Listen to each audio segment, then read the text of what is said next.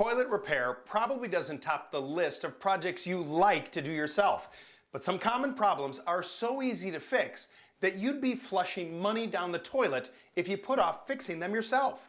You just need to know how to tell which part is causing the problem.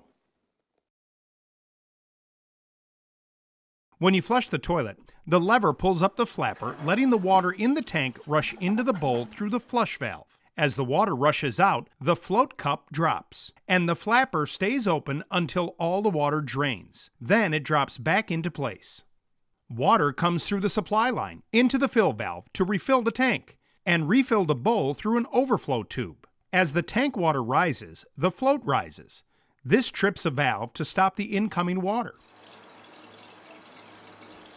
If you hear this sound constantly, that means the toilet's continually in refill mode. Make sure the end of the fill tube is above the water line. If it's underwater, trim it down. If that doesn't work, you can tell if the flapper is causing the problem if the noise stops when you jiggle the handle or hold down the flapper. Loosen the chain. It might be holding the flapper open slightly, or replace the flapper by lifting off the old one and hooking a new one in its place. There are different sizes, so make sure to get the right size replacement.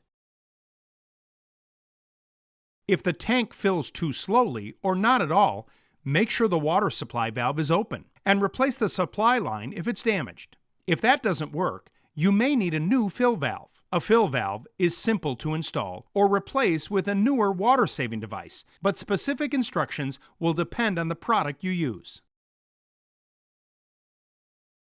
If your toilet won't flush, or you have to hold down the handle to get it to flush, check the arm connecting the flush lever to the flapper chain. Replace it if it's broken, and reconnect the chain. Check the chain and tighten it if there's too much slack. Measure the flush valve to see if you have the right size flapper. A 2-inch opening is very common, but some brands are 3 inches. If the toilet still won't flush, you might need to reset the tank water level. Twist the float cup on newer fill valves to adjust the water level, or bend the arm to adjust a traditional style float.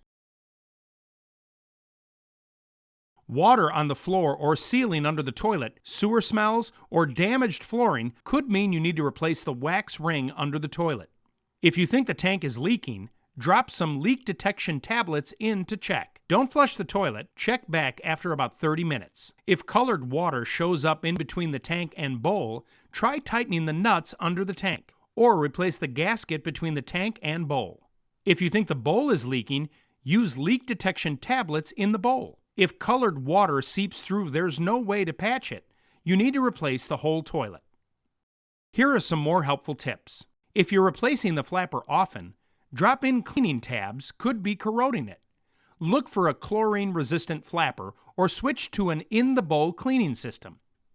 When you need new parts, it helps to know the toilet's age and brand. Look for the info stamped on the inside of the tank.